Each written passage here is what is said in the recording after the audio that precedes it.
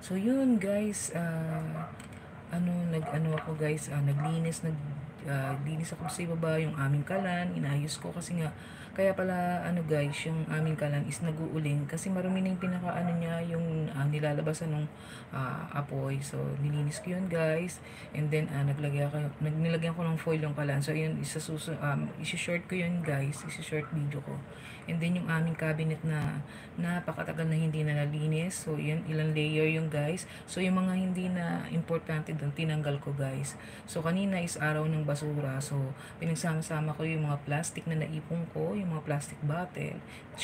So, naman na may dumaan na ano doon guys, nagbabasura. So, yun, natuwa siya kasi nga nangangalakal daw siya. So, sabi ko, kuya, ayan, marami pa dyan. So, ingat lang kasi meron ako sineperate na may kasamang basag na bote.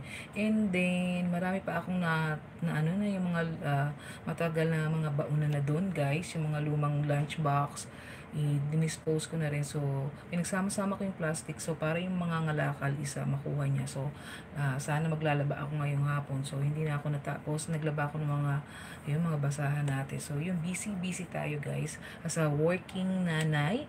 And then, working pa rin dito. Yan pa. So, syempre, kailangan natin ng earnings tayo para tayo ay maanuhan natin yung ating pangangailangan. Then, working pa rin tayo dito sa bahay. So, yan, isa-silent ko to guys. So, yung highlights natin, ano tayo guys, 5 minutes kasi napupunta sa short yung ating highlight. So kahit paano yung highlights, meron ding separate earnings yun. So yung 4 days straight duty ko na nakaraan, talagang napagod yung aking katawan. Plus isang araw lang tayong off, and then nag-ano na tayo guys, tawag dito, yung duty tayo ng ano guys, 1 off lang, and then 3 days duty. So yun, buksan pa natin yung ating ibang monitor. So yan, sa mga ka-small YouTubers ko, yan, mag-ano lang tayo guys, live lang.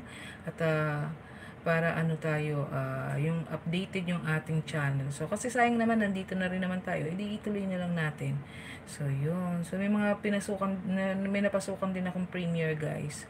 So yun, at natutuwa ako kasi kahit paano yung aking channel naman may earnings tayo sa YouTube. So yung continue uploading lang para tayo ay, yan, ang ating channel ay merong ganap sa araw-araw. So natutuwa ako kasi yung aking naka-green yung aking revenue. So yun. And then yung aking watching hours kasi nga nag-live ako nung nakaraan. Kaya yun, may nag-green din siya guys.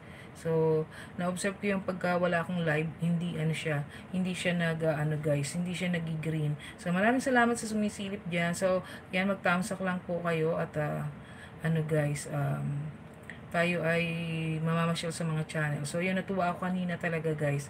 Kasi yung mga plastic bottle na inipon ko na guys na, ayan, salamat sa mga apat na nanonood dyan guys. So, natuwa ako kasi yung sobrang busy ko kahit gano'n ako ka-busy guys sa trabaho. Then dito sa bahay yun, minimaintain ko kasi na gusto ko kahit paano yung aming bahay yung una malinis yung lababo. So yung plus pala, naglinis tayo guys ng CR. So napakahirap.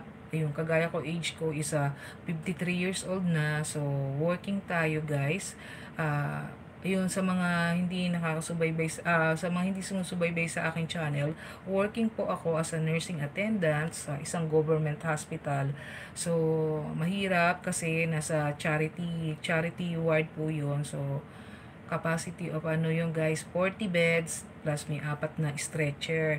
So, as a nursing attendant, mahirap po So, pag morning ka kasi mahirap, parang marami kang gagawin. So, ang mo doon talagang physical talaga yung kailangan nung doon trabaho. So, yun, working tayo dun 26 years na. So, napaka-thankful ko yun as a nursing attendant po.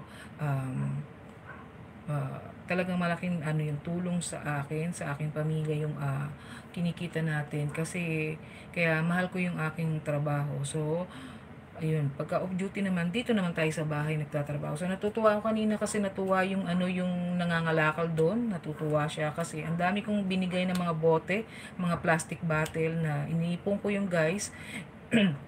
Inipon ko yun talaga guys sa isang